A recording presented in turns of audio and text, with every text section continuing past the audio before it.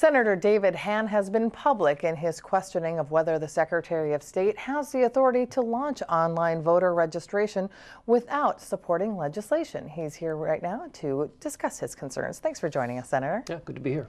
Let's first of all talk about that. Is it more the Secretary of State's actions or the idea of online voter registration that has you concerned? It's entirely the actions that he's taken. He just does not have the authority in law to do this. This has nothing to do with the policy, which may in fact be very good. We just haven't, as a legislature, had any chance to review that policy. I know of no one that objects to that as an idea.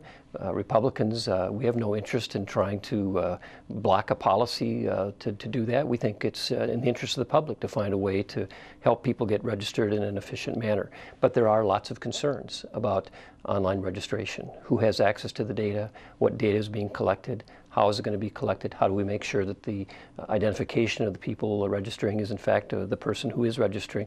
Those are the kinds of questions that should be dealt with in a public hearing, where the answers are clearly identified and the problems surrounding those answers are dealt with by the legislature, so everybody knows what the law is, what the procedures are, and how that data is protected, and everybody has assurances that their private data is going to be protected, and there are concerns about that. And we did ask the Secretary of State about that, and he said he's very confident in the system, that his office has essentially been the keeper of private information online for decades. Is his word enough? Absolutely not. He didn't write Why the not? law. Well, he didn't write the law. He's not empowered to write the law. Everybody knows that election law can be very controversial. We've had a long history in this state of having bipartisan agreement that we are going to have election laws that have support from Republicans and Democrats, and it's very good reason why that should be so.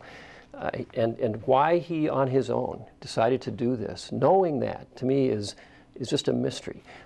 Senator Sieben, the Democrat chair of the Senate Election Committee, agrees with us that he needs to have empowering legislation to do this. We had an election bill earlier this year, bipartisanly passed. This idea was never brought up in the legislature, never broached. No one ever talked about it. So I think it's not the issue that is the point. The point is whether or not we as a state are going to allow the Secretary of State to write his own law and implement what he thinks is a good idea without legislative oversight. He does not have the power to do that. It is wrong. He is breaking the law.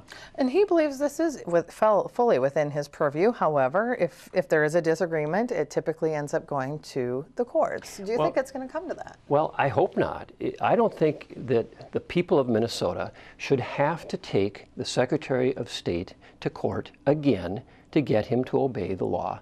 He should know that he's not doing the right thing, and he ought to just stop doing it. He's got the legislative auditor, a well-respected, nonpartisan office, saying he should cease, he should wait for the legislature to act. He's got Senator Sieben, a DFL committee chair of elections, saying he should wait for enabling legislation. He's got us on our side saying the same thing. He's got people in the House saying the same thing.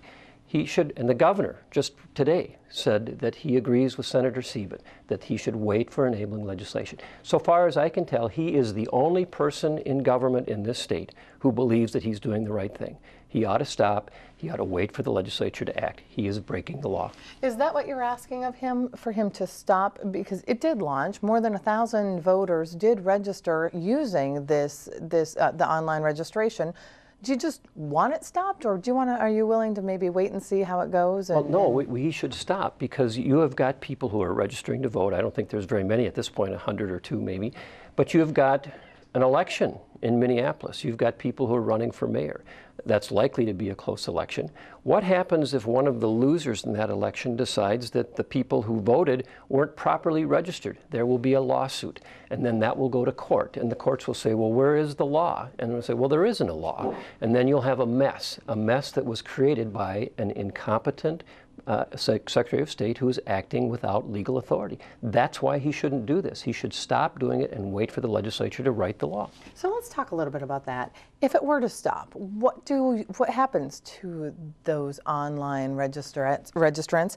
And more importantly, I guess, is all of this just a little too late? Can it be undone at this point? Well, certainly it could. I don't know how many people there are. The last report I saw, there was something over 100 people. All of those people. I saw about 1,100. Well, what I heard is there were 1,100 people that did something to update their information, and that there were 100 or so new people who registered. But whatever the number is, whatever that universe is. You could certainly contact those people, send them a form, or have them do the things that are currently allowed by law and say, here's the procedure to do what you need to do. This is what the law provides. You could certainly do that. That's what they should do. But they certainly shouldn't be allowed to continue to violate the law and create an even larger problem that we have right now. They should stop. They should wait for the legislature to act. And now you are going to meet with Deputy Secretary of State Beth Frazier. What do you hope comes out of this meeting? Well, we're meeting because they've asked to meet. They want to explain the policy. Frankly, as I said, the policy isn't the issue.